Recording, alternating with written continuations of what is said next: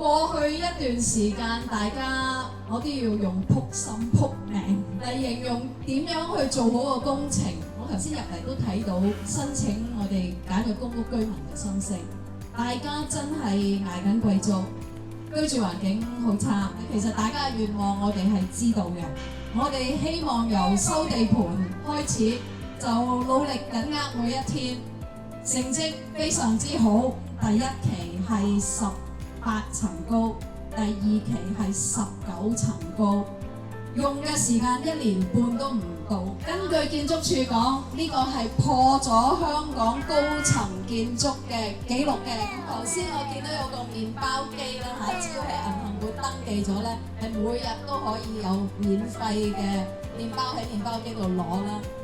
呢度有一個洗衣房，15蚊啊，一機衫15蚊。